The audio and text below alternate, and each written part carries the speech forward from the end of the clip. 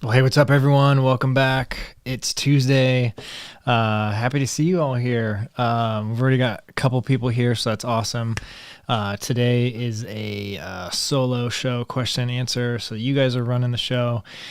Put your questions in the chat. Let me know what you have, what you want to know about, what you are, if you're doing any like training, if you need some advice, if you want to talk about like specific workouts, training plans that you're doing, if you want to talk about races, we can talk about that. If you want to talk about something other than running, that's fine too. Put it in the chat. Also, if you're here, put where you are watching from.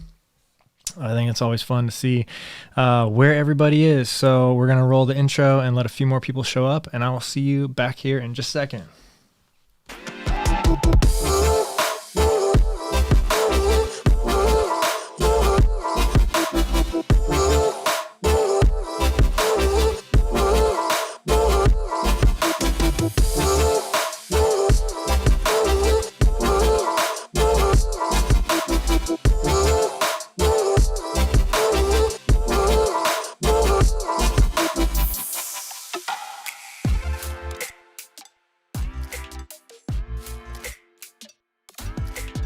All right. Let's see who is here. Got Mandy. Mandy's in the house. Oh, hello. That comment is huge. All right, let's resize that. How are we going to do that? Oh, there's something else in the way. Well, this is cool, guys. All right, we got Labes here. I'm going to try and grab it. I think I got to put it up here, and then I can grab it. There we go. Oh, Ecamm. Such a fun software to work with. No, it's really great. Honestly, it's pretty awesome. It's just there are a few quirks, and every once in a while the comments come in all weird sizes, and then if you try to resize them on the screen, like sometimes there's something in the way, and then you start resizing that. And anyway. Liam's here. What's up, Liam? Good evening to everyone. Mark Adkins is here from Albuquerque. Plots 33 is here. What's up from Illinois? Dave is here from upstate New York. What's up? Make the best of what's still around. Windy City. Every time I see your name, it reminds me of a Dave Matthews Band song that I used to love. Well, still do love, but Sarah O is here from San Francisco. Spiros checking in from Tampa, Florida. Daniel Gibson, what's up from New Haven, Indiana? Awesome, another Indiana person. How's it going? Brian is here, register for Mohican 100. Oh, need some tips. Awesome. Let's talk about that here in a second. Hi, Tran is here from North Carolina. What's up? Daniel Gibson says, I'm having to take a considerable time off from running right now due to injury.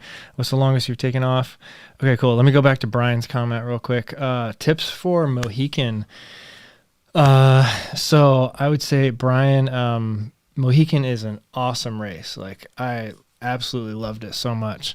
It's in a pretty good park. Like there's, I mean, the trails are really, definitely a little bit more, rugged than kind of like your typical, I mean, there's a lot of rocks and roots. And so, you kind of got to watch out for some of that. So, some of the trails are really smooth too. But it's really cool the way it's set up because you do, the loop it's like a 25-ish mile loop, and there's a variation on it the first 2 times around where you do 27 miles. And so after you've done 2 loops, you've hit 54 miles. So after you've like done 2 loops, you're more than halfway done, which is kind of a cool thing. Even though it's only 4 miles, it's kind of a really nice feeling to know that you have only 46 miles to go instead of 50. But it's like, it's awesome. Like, I loved it. Like the aid stations, there was a couple aid stations that were like kind of just kind of like marathon-ish food. And I don't know, it's probably going to be different now that everybody's had to kind of restructure everything with COVID and I mean, everybody's like going back to, or not going back to, but everybody's been changing everything about the way they do all of their aid stations. So it might not be the same as before, but there was a lot of aid stations that just kind of had like chips and candy and not much else. I do remember that. So I would say like get your drop bags, put some good stuff in your drop bags that you know you're going to need. But I loved Mohican. I loved it. Lots of good climbs. I mean, for the Midwest, you know, like 200 feet climbs, pretty steep. I brought poles and I had them in a drop bag, but I did not pull them out at all.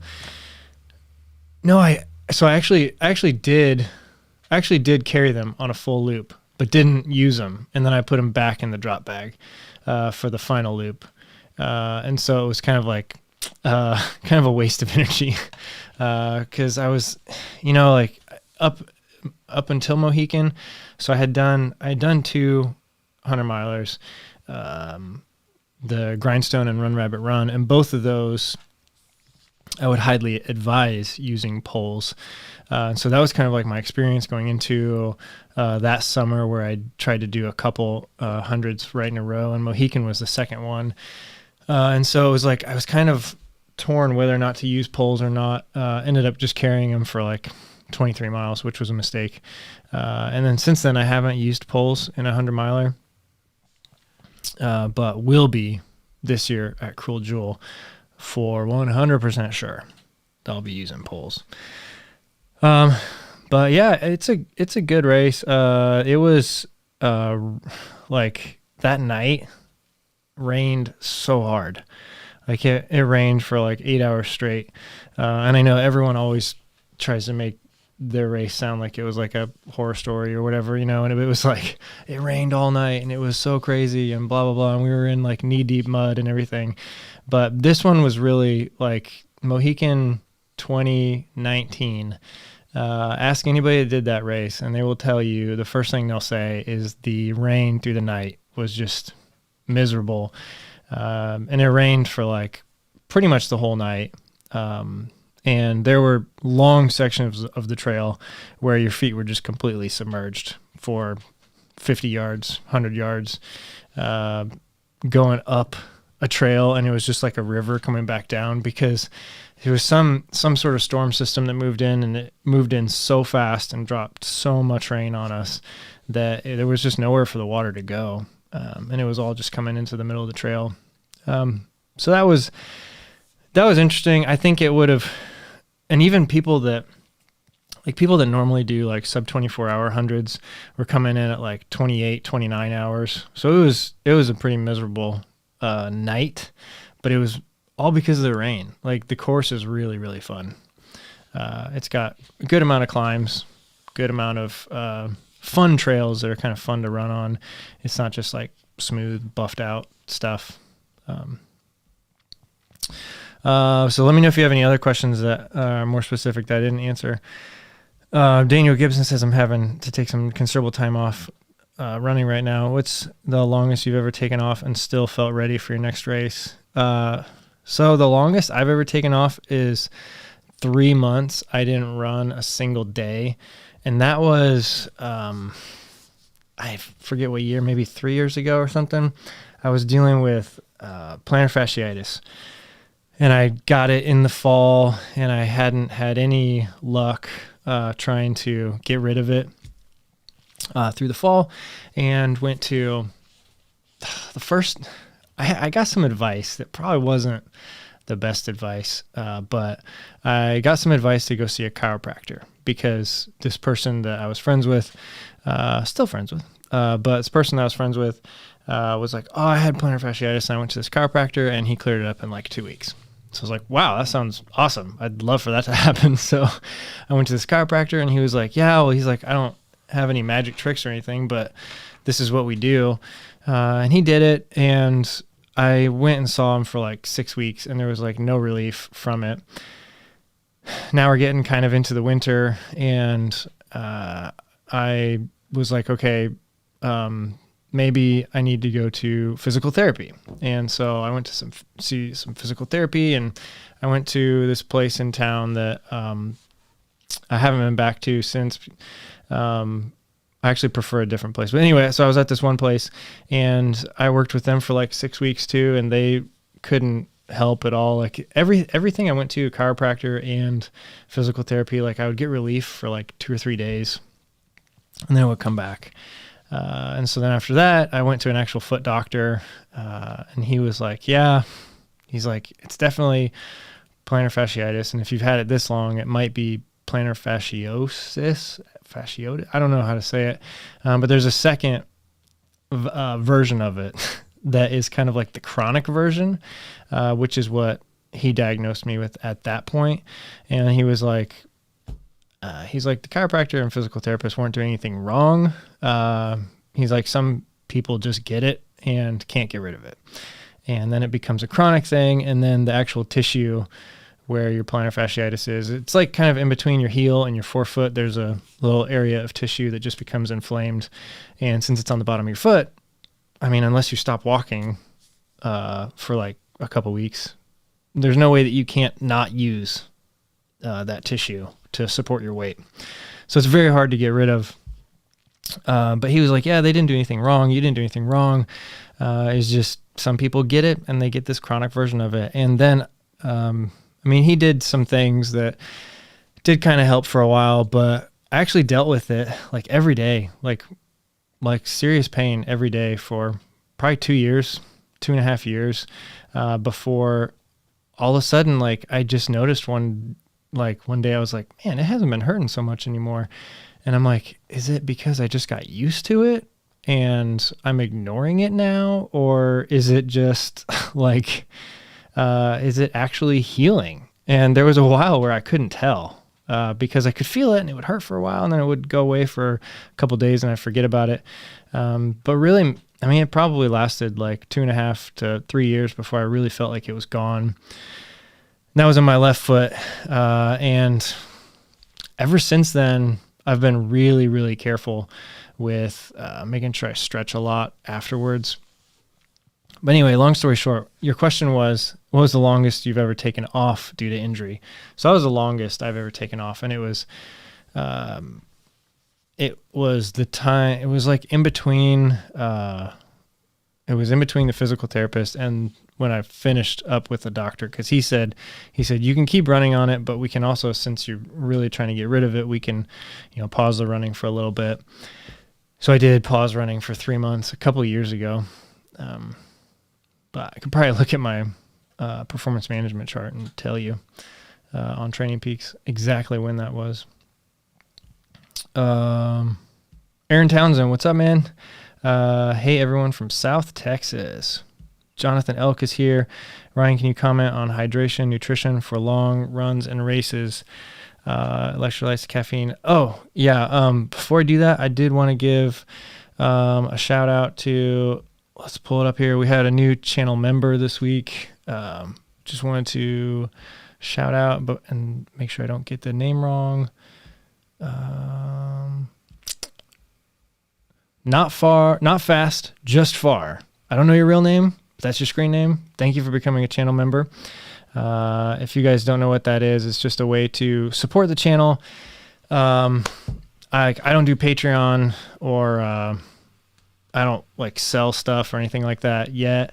That's coming soon, but becoming a member of the channel is a way to support what I do here if you're interested in that. So thank you. Not far, not fast. Yeah, Jonathan Elk's comment was hydration, nutrition for long runs and races, electrolytes, caffeine. I mean, for me, it's just like I drink when I'm thirsty. And then like that's really it. I don't really like, I used to try and do like a schedule, especially when I was doing shorter races, like half marathons, 10Ks, stuff like that. I would try to make sure I drank a certain amount during that time, or a marathon or something like that. But for ultras, it's I drink to thirst. Nutrition, it's like, nutrition is one of those things where it's like different for everybody, but I try and get in between like 200 or 300 calories per hour, if I can, as long as I can eat. A lot of times during the nights for 100 milers, I will like lose my appetite, and typically the pace slows down quite a bit as well at that point, which is kind of like, it's kind of, what do they call it? It's like a result of the cause is the effect sort of thing. I forget what that's called. There's some fancy name for it, but I'm not eating because I don't want to eat, and then I'm slowing down because I'm not eating. And since I'm slowing down, I'm telling myself I don't need to eat. And so it's just like, it's a bad cycle that I get in at nights during hundreds. And that's something that I need to work on for sure. Especially with Cruel Jewel coming up, it's going to be a lot higher energy output for each mile, because each mile, the average, it's going to be like 330 feet of gain per mile at the Cruel Jewel. So the energy output is going to be a lot more mile per mile. So yeah, that's something that I really need to work on. But as far as electrolytes and caffeine, I take caffeine. I start it like around the time that I would normally like go to bed. So like somewhere around like 10 o'clock or so, 10, 11 o'clock at night. It's after, at that point, it's been dark for a couple hours and you might start getting sleepy. If I do start getting sleepy, I take caffeine probably, I guess probably aggressively. Some people probably don't take caffeine at all. Some people are probably really careful with it, but I just take, I have some caffeine pills. I've got gels that have caffeine in it. So I'm not like amping myself up, but maybe like 75 to 100 milligrams or something if I'm starting to get sleepy, which is not much more than like one gel that has some caffeine in it, or a pill, like one of those caffeine pills, something like that. And then maybe once again, like maybe around like 2 or 3 if I'm starting to get sleepy again. But then typically, by the time the sun comes up, I'm fine. I normally don't need any caffeine or anything like that after the sun comes up, but hope they answered your question. Marek Jano says, hey everyone from Slovak living in Scotland. Awesome. Thank you, Ryan, for your channel and content. Great motivation for me to keep moving. That is awesome. Thank you. Thank you. Make the best of what's still around says, did you lose interest in triathlons? That's a good question. I don't really talk about that much in my videos. I didn't lose interest in them. I still love triathlon and wish I could do both effectively. But it's really hard to try to do both triathlon and ultra running. You can do it. Absolutely. You can do it. But if you want to, like for some reason in Ironman and half Ironman, like 70.3, like all of that, I couldn't do it. Like I was really competitive with myself and with those around me. Like I was really racing when I was in those races, and I would train like I had a race. And so in order to do that, like, it's really hard to kind of flip. And so I did for about 2 years. I did half Ironmans and was training for an Ironman, and also did 50 milers like after, so like later in the fall. And I just realized that it was just like, it wasn't the best. I wasn't getting the best training in either world, is what I'm trying to say, I guess. And then also the other big thing is that maybe like 2007, 16, something like that. Around that time, I made the decision that cycling in my town was more dangerous than I was comfortable with, especially just having kids. So I kind of told myself, like, I will come back to this in the future, but I'm just going to take a break, because I did a whole season of training on the bike trainer inside, and it was great. Like I got some really, really good training, but it was super boring. It's really hard to do a 6-hour bike ride inside. There's not enough Netflix on Netflix to keep your brain occupied during all of that time, for a whole season. And so I just decided I'm going to, for those two reasons, because I knew I wasn't getting the best training in either world, I was going to transition. I also wanted to try out 100 milers around that time. And I just knew that there's no way I could train for an Ironman and a 100 miler the way I wanted to. Now, there's a lot of people out there that probably do it. I mean, it would not be out of the question to do a early season 100 miler and then start training for an Ironman in the fall, or vice versa. You could definitely do that. But yeah, so that's it. I didn't lose interest. I just kind of shifted the priorities around a little bit. T. Edwards says, "Hey, what's up from Vietnam? Thanks, Ryan, for your videos. Had so much fun on my first trail run 2 weeks ago." Wow, nice. Awesome. Congrats. Signing up for more, including a Vietnam Mountain Marathon August. That is awesome. Congrats, T. Edwards, on your first trail run race. Davs, new sub here. Greetings from Santa Cruz, California. Great job with your videos. I'm currently binge watching them. Nice. That's awesome. Yeah, it's funny. Sarah O, join the Discord, Davs. It's a wonderful community. Yeah, awesome. Thanks, Sarah. Discord is going crazy. Like, I can't even keep up with it. There's so many people on there, and it's so great. Like, I just threw out there the other day, I was looking for some recommendations on people that had used like spikes on their shoes, or what are they called? Yak tracks.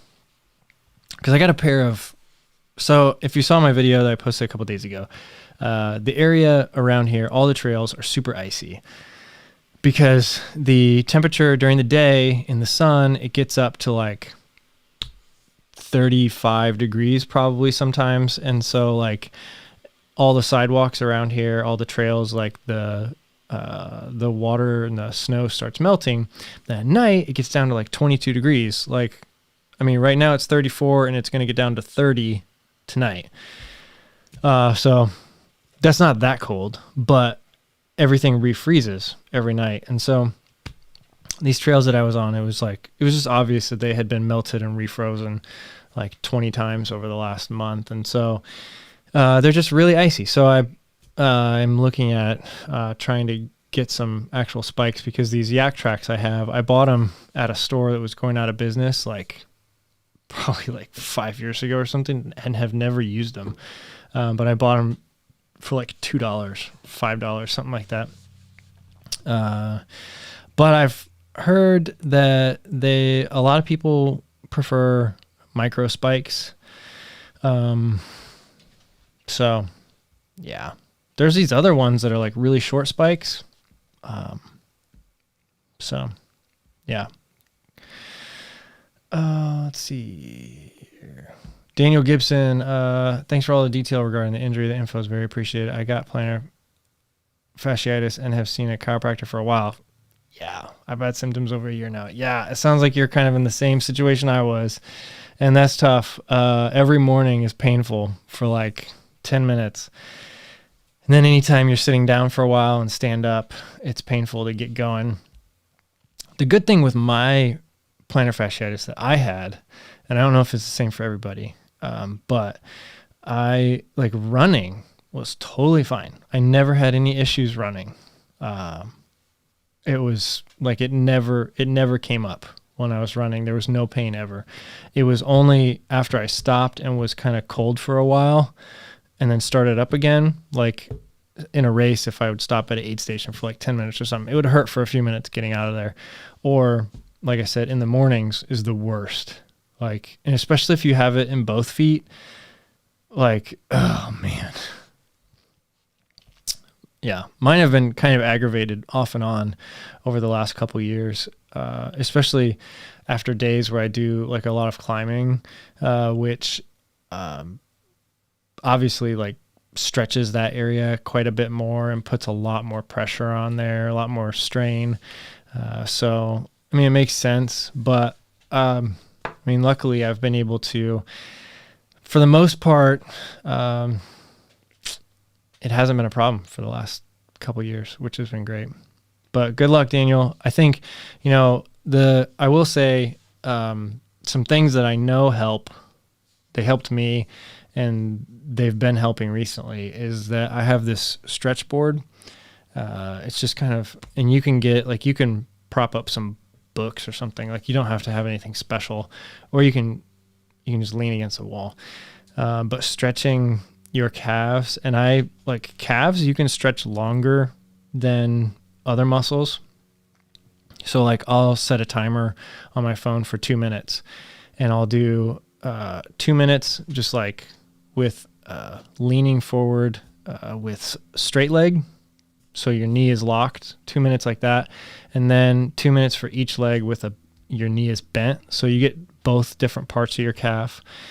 And so every run afterwards, like, because I don't want to ever go back to having plantar fasciitis. So every run afterwards, I do that little like 6-minute stretch routine, and it seems to help. So, I mean, what you're trying to do is take the pressure off that area. So if you can stretch out your calves a little bit, that helps. So, oh yeah, Robin, what's up? Nice sweatshirt. Yeah. No business. All right, Braden. What's up, Braden? Says, itis means inflammation. Osis means degeneration. Oh, cool. Nice. Plantar is chronically misdiagnosed, but if you don't have swelling fasciitis, you have tissue dying. Fasciosis. Yeah. So that's what I guess that's what I had. Building on Mark's question, Platt says, maybe I might be getting in the middle of a conversation that you guys are actually having. Thoughts on recovery drinks like Tailwind Recovery or Univet Elite Recovery? Do they help work? Yeah, I mean, they definitely, like, the science is there to back it up. Like, you're trying to replace what was lost. And if you can, it helps the recovery process because your body doesn't start like cannibalizing itself. And, you know, like there is some science to back that up.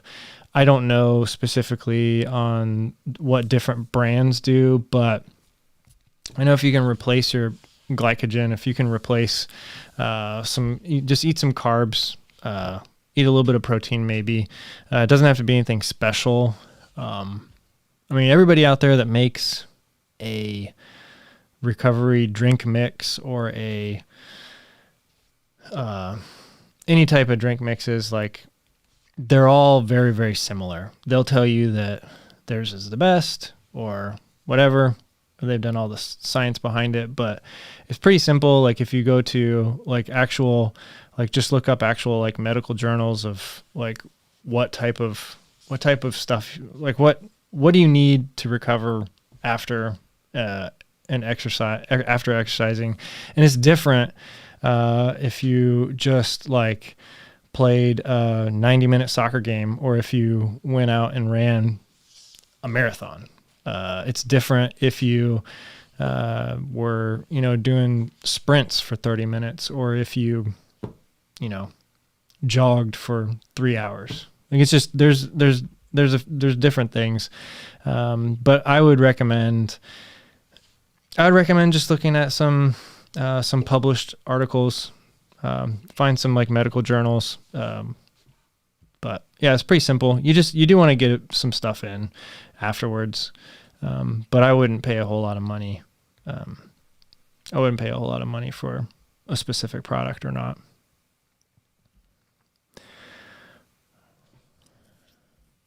Yeah, Brian says, it seems like cycling has felt too dangerous for a lot of us in recent years. Yeah, and honestly, so I'll tell you what my thing was. It was the fact that I live in a college town. There's a lot of young people driving, and the cell phone in somebody's hand while they're driving just freaked me out. And I saw so many people like, and I see it running on the side of the road. You see people and like, you can see their phone and they're staring down, driving 40 miles an hour straight at you. And that just like, I don't know. So for cycling, it's just, yeah, I decided that I was going to take a little bit of a break, maybe come back later. But yeah, if you can get out and find like some country roads or something, if you live in an area where that's accessible, I found that I felt a lot safer out there. It was when I was in places that like had quite a bit more traffic. But, we all have a different threshold of what type of risk we can take or what we're comfortable with. So Austin Parker says, hey, Ryan, did you see Ryan Miller's performance at Bandera 100K over the weekend? Any desire to run Bandera? No, I haven't. Like I saw some tweets and stuff. This weekend was really busy for me, and I didn't actually get to catch any of it. I did see a couple of people I know, like from the a couple of people I know ran it from Ultra, and I know that it was colder than normal. I think I saw that. The person I know actually didn't have a good day, had to stop at 40 miles. But yeah, I do want to check it out and see how it all played out. Cool. Marek says, how do you calculate burned calories? I'm trying 2 smartwatches plus Whoop, and differences between is around 1,000 calories a day. Not a big deal for me, but sister focuses on diet fitness, needs calorie accuracy. I would say that there's probably wearing the smartwatches, because I've seen that too. I've seen some pretty drastic differences in them, and they're all trying to come up with, like, they're taking these algorithms, and it's based off of how much you're moving. It's based off of a certain input you give it at the beginning. And so if any of that is off by a little bit, you're going to get a different number, and they might be calculating it differently. So for the most part, I would say that just watch it for a while and kind of track it. If they have like a web interface or something, just track it for a while. And if you use however many calories a day it's saying you're using, find out kind of what that average is. And if you're trying to do something specific, like you're trying to gain weight or lose weight, just maybe take that number and adjust high or low a little bit, and see how that works for a couple weeks for you. I'm also not a nutritionist, so I can't give you professional advice. But yeah, I would say they're all really different. And I don't really have experience doing that because I don't track like my overall daily calories. The thing I do kind of look at as I'm getting closer to a race to start planning is how many calories Training Peaks says that I use on a specific workout, and then try to kind of average that out. Like I'll do a couple like 20 milers or something, and if it says I used, I don't know, 5,000 calories or something for that run, then I'm kind of like, okay, I need to, or 2,000, whatever. I don't think I've ever used 5,000 calories on a 20-mile run. Maybe. But, so whatever it says, then kind of just keep that in mind. And you also don't have to replace all of it as you're moving. Like if it says that you burn 2,000 calories during a run, that doesn't necessarily mean that the next time you do a 20-mile run, you need to take in 2,000 calories. Like that would be a lot. So you're using energy that your body already has stored, which is good. Your body should be doing that. So it kind of gets really, really complicated. And if you have a more specific question or something, let me know. But I think I answered your question about the difference between different smartwatches. I would say just pick one and go with it. See if it works for you. If not, adjust a little bit. David Ingram says, hey, Ryan, what's your outlook on the longevity of the health of your knees and hips as a result of packing on heavy miles for so long? I'm a younger lad, but I've been running for about 14 years. Yeah, that's a good question. I've seen a lot of different opinions on this. I don't know if I have a real handle on the scientific aspect of it. Like what it actually does, but I do know that right now, like I'm okay with whatever happens as a result of it, because I know that running is something that's healthy to do. Running 100 miles is probably not recommended by most doctors, but I'm not really concerned about my knees because I've seen things go back and forth. I've seen some papers of, people that have been runners for their whole life and their knees are totally fine. I think everybody's unique, and like, a certain person might be able to run 100 miles a week for 50 years and never have any problems with their knees. And someone else might, have more of a struggle with it. And maybe, so I think genetics plays a big role in it. But for myself, if I start having problems, and I've told myself that for a while, like if I started having problems that I felt maybe were not going to reverse themselves, then I'd have to take a serious look at running. That's why I'm being so careful with like COVID precautions too, because I know someone very close to me that had COVID and now they've got cardioid, I forget what it's called, myopathy, something like that. She just told me today, and she's going through all these tests and everything, but it's basically like her overall the function capacity of her heart has gone down, and it's hopefully temporary, but nobody really knows yet. But yeah, something like that. If something like that happened, like I would be really like, I would, for my health, like running is just a fun thing to do. It's not the most important thing in my life. So if something like that happened and running was actually hurting my health, then it would be the end of it. Sad as that is to say. Laney says, as soon as I switched to ultras, my plantar fasciitis disappeared. So much for flat feet being the worst thing for it. Yeah. I don't know. I got plantar fasciitis when I was wearing ultras, so I didn't have the opportunity to switch to them. But happy for you. Laney, happy for you. Phil Weissman says, what types of shoe sock strategy are you thinking for OPS 50K? Headed down for a training run in a few weeks. From your video, it looks like a lot of mud and water. Yeah, you're right. So I'm doing the OPS F 50K in a couple weeks. It's like March 21st or something like that. So how many weeks out is that? Like maybe like 8 weeks or something?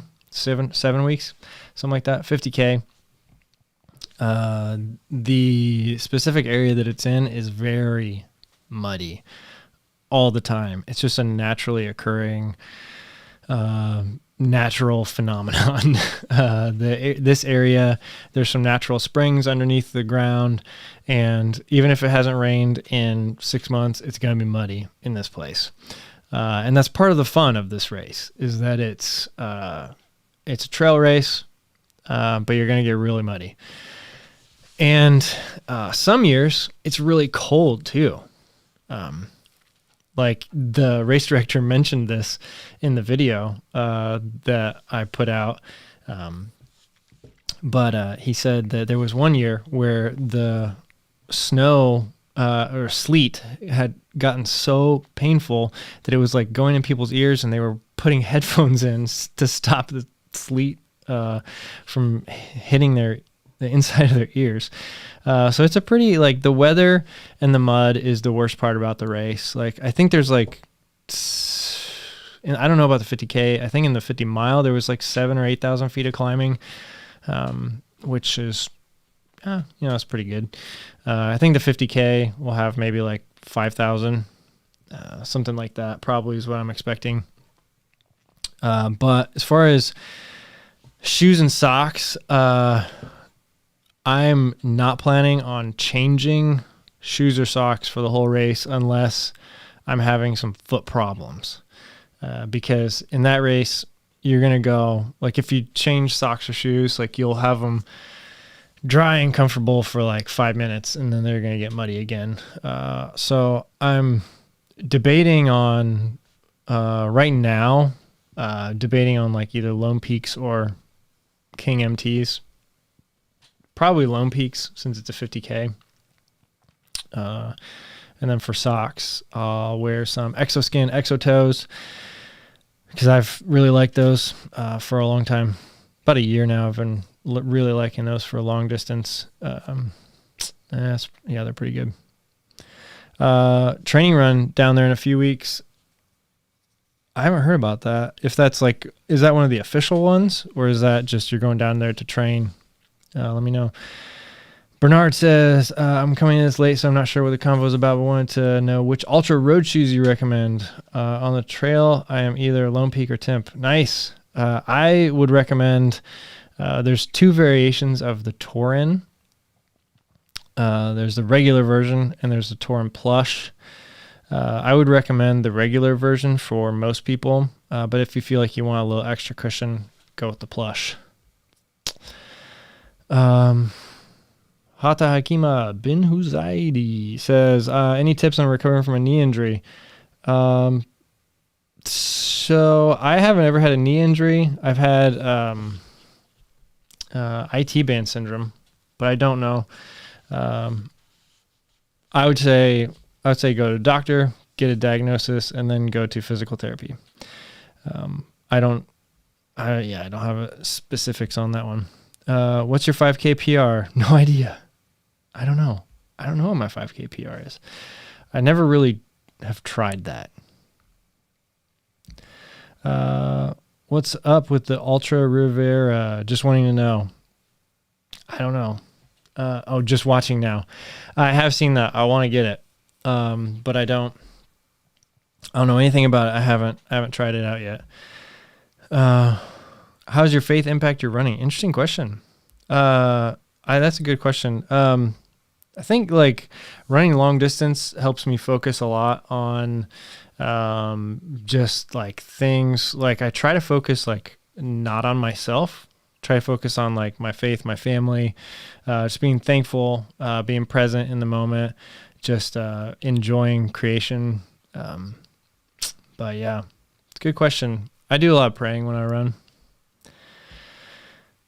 Justin B says, what's the farthest you've ran for an adventure run? This is not including an organized race. I'm looking to do a 90-ish mile on the AT. Nice. Yeah, last year I did a 50-mile training run.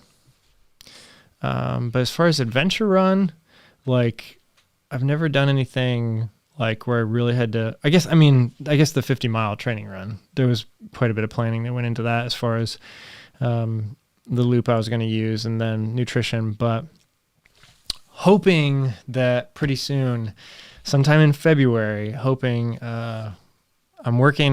trying to work out some plans with a buddy of mine to do something really fun. But if it doesn't happen, it'll be a big bummer. So I'm not going to talk about it until the plans actually materialize, because we're trying to find a date that it works for us. But as soon as I have plans for that, I'll let you guys know. I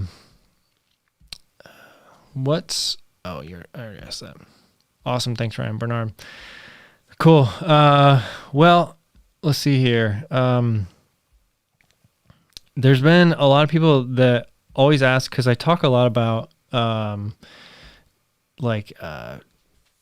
training plan and like how it's going. And so I thought I would update you guys a little bit on how that's going.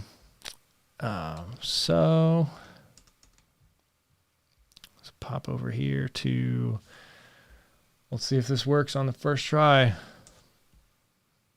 So we got Strava there. Oh no, you guys can see WKO. That's, so WKO is this software that I use that pulls in, like all my training data from Training Peaks. So this, like, I'm like always in this with myself and with my athletes. But I wanted to show you guys, a couple things here. So this is the performance management chart that I talk about a lot, and can like kind of like go back in time and just kind of like see where you're how you're going. This is the no business right here.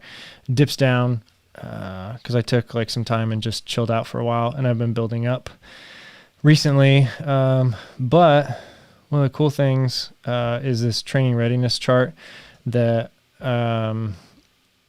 I downloaded, and this is pretty sweet. This is the chronic training load, and it just kind of like separates your kind of phases of where your training is. So like over here, this is the last like 2 weeks or 1 week. My training is finally, like, I've been able to put in enough work so that I'm actually got my body into like an optimal training zone. It's kind of like what they say.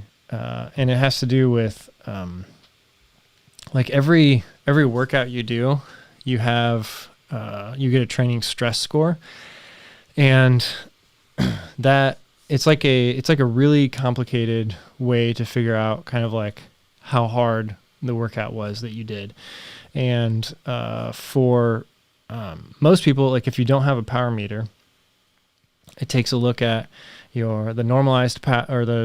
takes a look at your like your speed, your pace, your intensity factor, your duration, and it kind of puts everything together. If you do have a power meter, it's a little bit easier. It takes your the average power of your workout over the your FTP times like the percentage of an hour that it was, and then it gives you a training stress score at the end, which is kind of like, it's kind of cool because it's kind of like building up points, like almost like a video game. Like at the end of a week, you'll have a certain amount of points, and so actually I want to see if I can pull over. That's not the right one. Run data summary. Here we go. So this is the last like 90 days, and you can see this purple chart over here is the weekly amount of TSS, training stress score, that I've been building up. So the last couple weeks have been kind of building ever since no business. And then over here, you can see like my climbing. This is where I got a treadmill like right here. So I've been actually able to climb, which is amazing. I've been putting in like a lot of work on that treadmill, which has been so great. Last week I did hit my goal of 17,000 feet. Although on here, that's weird. It's kind of pulling them in weird days. I think it's splitting up the weeks a little bit. That's odd. But I did. Yeah. So this right here in the top left now, you're kind of looking at that performance management chart. So we're kind of on the up and up, and hopefully over the next couple weeks we'll keep building. But just really, really happy about how my training is going so far. It's been a really good couple weeks. This past week was a lot of really good, pretty solid efforts, putting in intervals on the treadmill, getting a lot of climbing in. But yeah, I wish that Saturday run would have gone a little bit better and I could have got some more miles in, but hopefully this weekend I'll be able to put in some longer miles. I am going to try and buy some spikes. I've been kind of toying around, like the ones that everyone recommend are those micro spikes. But those are like heavy duty, like serious, like metal cleats, like on the bottom of my shoe. And I don't know if I need that much. But there are some that were recommended that are just a little bit, they're just like little tiny, like metal spikes that I think would have been enough for this Saturday. Just like running on mostly, trails with some ice, like as you're going up and down. But they're sold out until the end of January. So I'd probably get them in the mail right about the time that I don't need spikes anymore. So Phil Weisman says the training run is an organized one. Oh, sweet. Okay. It's on the 23rd at 9 a.m. I think they posted the event on the Facebook page. Nice. I'll need to check that out. That'd be fun to go down and do that. Do you cross train? Recommend? I don't do much cross training, but I would recommend it. It's good. It's good, and everyone should. I just feel like I think that would be the first thing that I add more of if I had more opportunity to train every day or throughout the week. I have a routine I do about once a week, just like a stability session, just body weight stuff. And I add in a kettlebell sometimes, just like a 20-pound kettlebell, to add in some resistance for some of the exercises. So I like doing that a lot, but I don't cycle anymore. I don't do like rowing or anything like that. Pretty much just running. Joel says, last week's StridePod wasn't sending my pace to my watch, but I let it record anyway. Afterwards, Training Peaks gave me a 905 TSS for an hour-long run. Needless to say, that was obviously wrong. Yeah. Yeah, so in Training Peaks, you can change that. I wonder what it was. If it wasn't sending pace to the watch, I wonder if it didn't record any. I don't know. That's weird. Laura Bellman says, screw shoes. Yeah, a couple of people recommended putting screws in my shoes too. But I would be so worried about that puncturing through, like jumping, because like I know that like you can see how much shoes compress, and I don't know, if you put a lot of force onto like into a rock or something, I don't know. Like, I don't know. That would just scare me. Braden Hill says 3/8 hex head screw right in a pair of Lone Peaks. They work really well in our winters. Yeah, maybe I'll try them. So you say 3/8 hex head screw. Okay, maybe I'll check that out. I don't know. I should probably just try it. Just get over it. What do? Do you put them on the outside or like the inside? See, that's what I'd be worried about, is putting them under like because you want them like, I would think, in a place that's going to provide a lot of pressure into the ice, or into the snow or something, but you wouldn't want them to be like right underneath the ball of your foot or your heel. Aaron Townsend says, we have talked backyard ultra before. I have in 95 days, about to kick up the mileage, had a 100 mile in November. Do you need to work on 12, 13 minute miles? Usually 8.5-ish mile runner. Asking in regards to training pace. That's a good question. So the question is, do you need to train at your race pace? And the answer is yes and no. The answer is the best answer is that you want to maximize the quality of your training. And so if you only have, say you have 5 hours a week to train for a 100 miler, which is not ideal. You want the quality of those 5 hours to be as the best they can. And so in that type of situation, like, I would probably recommend doing a couple sessions with intervals. I would recommend doing a couple sessions, like maybe like, intervals would be really good in a situation like that. If you have more time, that's when you can start adding in like your slower, longer miles. So say instead of 5 hours, you had 10 hours per week to train. That would be a lot better of a situation. If you had unlimited time, then I would say, like you get in a couple good interval sessions, maybe 1 or 2 a week. You get a couple like really long runs in. But I would say that you want to spread out your training over all the different aspects of your running game. Like it's not usually recommended to just train one specific way all the time. So like if you just always go out and every run you're running 9-minute miles for every single run all the time, like it's fine. Like you're putting in work and you're getting some training, but a lot of the time could be better spent training in a different way. And that's where having a coach will help if you really are just starting out and you don't know what to do. Like there's a bunch of good books out there. Like Jason Koop is someone that I would recommend. Listen to his podcast. Check out the books he has. Just like goldmine of resources. Like he's just got so much information out there. Really good place to start if you're looking for ultra running specific training, advice or plans or anything like that. He's great.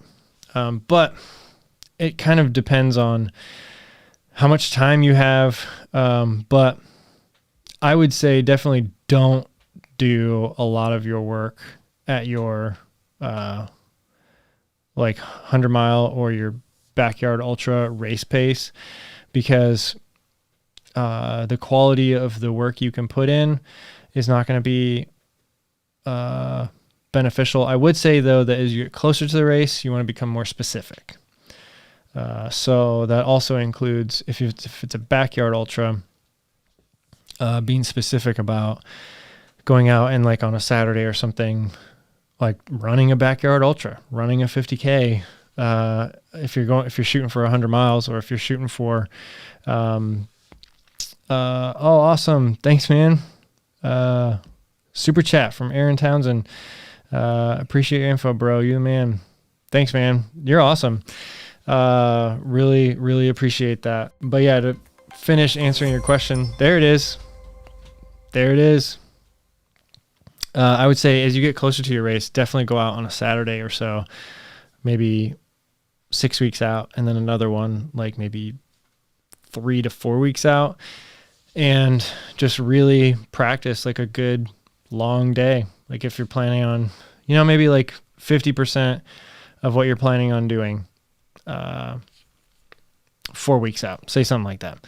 That's a pretty good time to do like a 50% effort. Just try and go all day, try and go half the day, but get out there and do your 4 miles or 4.18, whatever it is, every hour. And that would be really, really good training.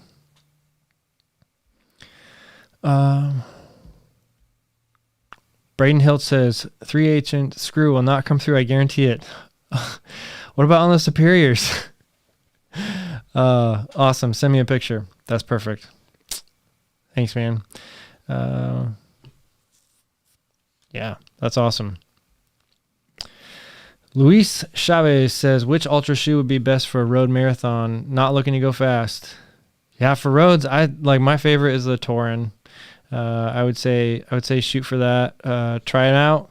If you feel like you want a little bit more cushion, try the Torin Plush. If you're looking to go faster though, like in the future, or if anyone out there is listening that wants an ultra shoe, they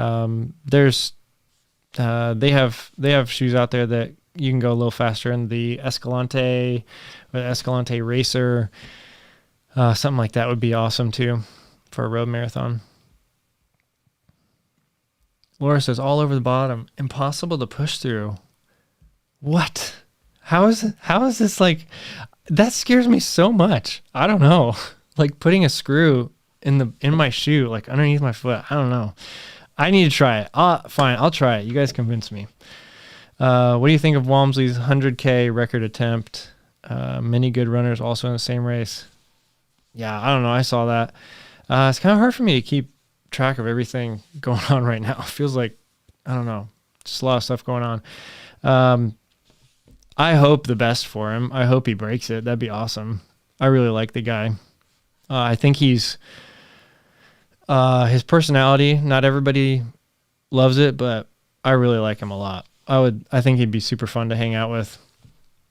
He's a great personality for ultra running because he's like super laid back, but he's also like pretty cocky, and that combination is just really fun to have like in professional ultra running. He reminds me a little bit of Macca. If any of you guys followed triathlon like 10, 15 years ago, when him and Crowy would go back and forth, like Crowy was like they would just like go back and forth at each other, but they were at the top and they were winning everything. And it was incredibly entertaining. So I think we need some of that, but it needs to be like tasteful. Like I don't like when people are just out there like just like tearing people down. But if you can talk a big game and be tasteful and then go out and show the results, like that's awesome. I love it. So yeah, I like Walmsley a lot. Bernard says Torin 4s ordered. FYR, REI has them on sale for $96. Nice. That's a good price. Aaron says, I'm shooting for glory. Hopefully we'll hit 120. Wow, that's awesome, man. Oh, man. 120 miles, I assume. That's a pretty good day. That's a big day. That's a lot of loops. So good luck, man. Yeah, like I said, the only, like, I think I've said this before. I did a backyard ultra a couple years ago, and just did 50K. So I don't know what it's like to go past that, but it was really fun up to 50K. So, all right, I'm going to wrap this up soon. Let me know if you have any other questions. Get them in and I'll answer them. Aaron Townsend, I think Hayden Hawks will be the one to watch out for. He killed JFK 50. Yeah. Hayden Hawks is fast. I got to hang out with him a little bit at Western States. He's also just a really, really good guy. He was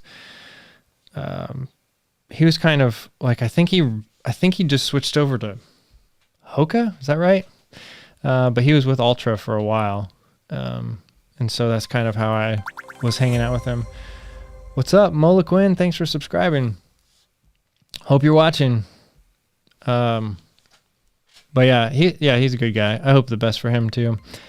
Nice, another subscriber. Awesome. Glenn Magbuena.